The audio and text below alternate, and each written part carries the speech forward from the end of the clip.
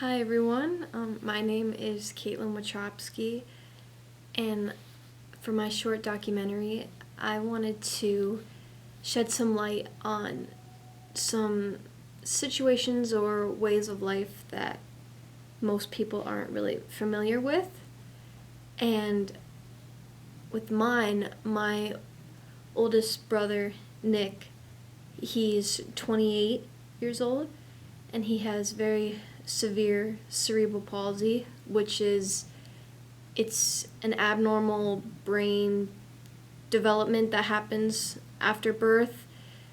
It affects your reflexes, your brain, your muscles, and pretty much everything. But it also has a range. You could have it, and you could walk, fully function, but there's also situations like my brother where he can't walk, can't talk, can't feed himself, can't go to the bathroom by himself, can't bathe himself. Pretty much everything that he needs someone to do it for him. And he has a cerebral shunt in his brain, which is a permanent device that is implanted. Well, it can be implanted anywhere, but for him it has to be the brain to drain excess fluid away, because without it, he can't do it on his own. So it's just to keep the swelling of his brain in check. And I know so we didn't know when he was born that he was going to be this way. I think initially he was born a month and a half early, and it was a very traumatic, horrible birth that my mother went through. Almost didn't make it, and ultimately he had a head injury at birth, which leads to why he can't function. Because with cerebral palsy, you can still have the brain development and being aware of your surroundings and knowing how to do things, but with his brain injury, that's why he is in the state that he is. So with this documentary, I just wanted to shed some light on it, and just how, you think all you want for your child, your baby, it's just like happy and healthy life. And that's what my mom was anticipating. She had preeclampsia with all three of us, but she powered through it and she just wanted to have kids. But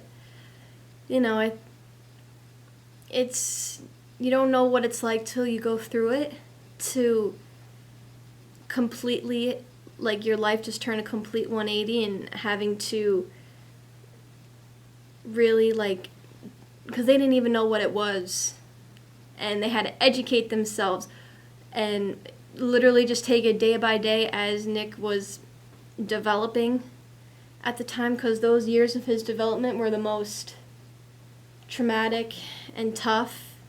So many times I didn't think he was going to make it. I also want other families that have similar situations, whether it's not as bad, a whole lot worse than Nick, whatever it may be, that you're not alone. And also to educate people that the route that my parents took and outlets that they did to have Nick live the best life that he is. And now he's been the healthiest he's ever been these past, at least 5 years. And I also just want to shed light on a topic that isn't really talked about. So yeah, I hope you enjoy. Thank you.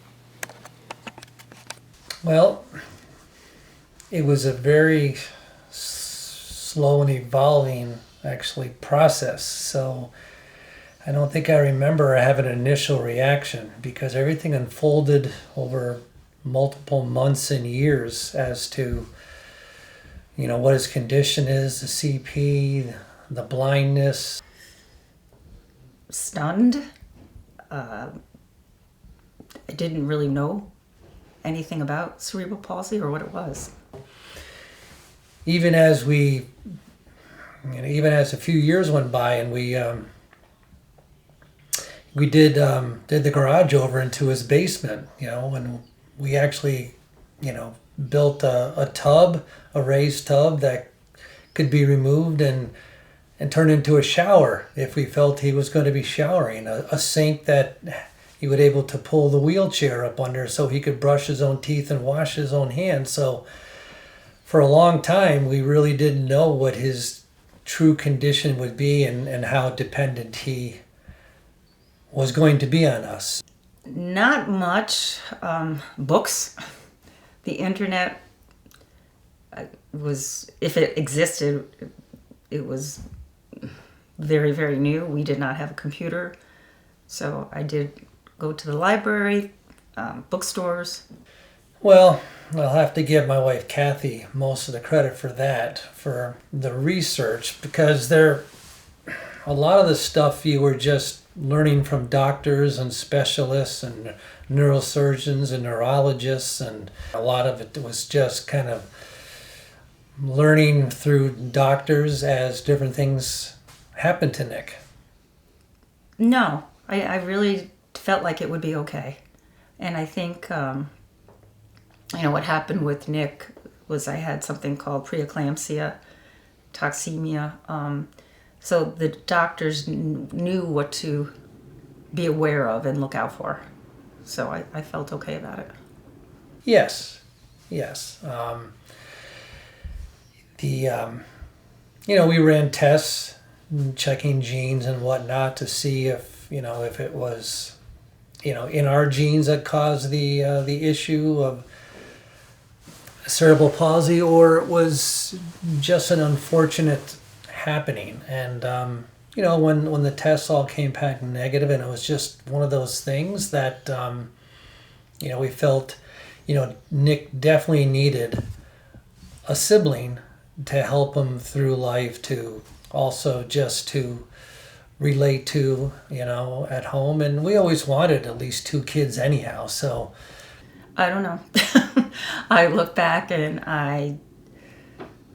we had an incredible amount of energy, patience. I don't know, we had to lean on people sometimes, neighbors mostly.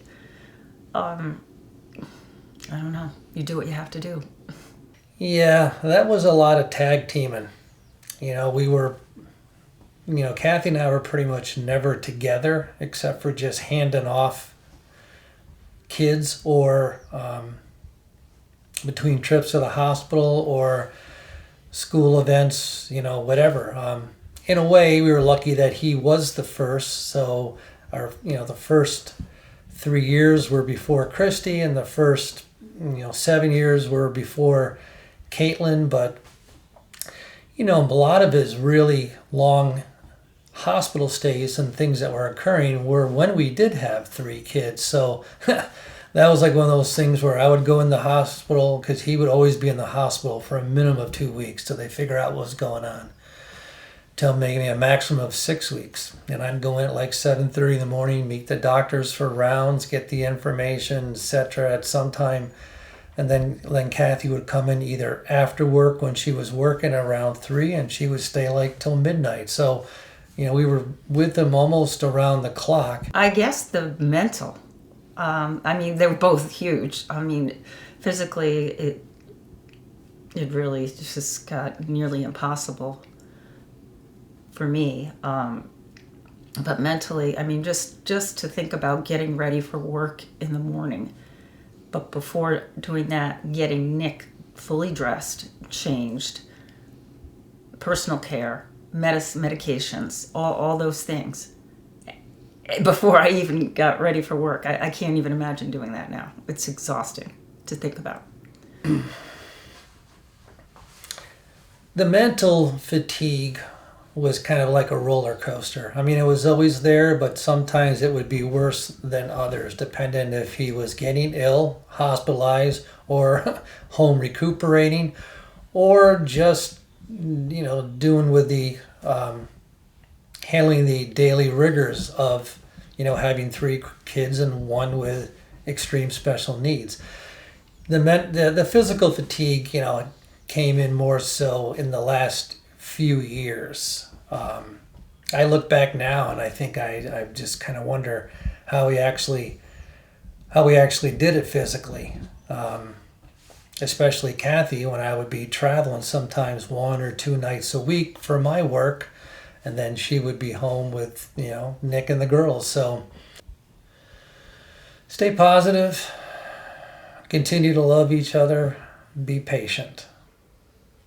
Take it day by day. Don't try to forecast, use a crystal ball or anything like that. Just take it day by day. You're going to take 2 steps or 1 step forward and 2 steps back. And it's just enjoy the ride as much as you can, I guess is what I would have to say. And definitely have more children, and at least more, because you don't want to put that burden on one other sibling. Overall, I wouldn't trade it for anything at the end of the day, because it's made me who I am today.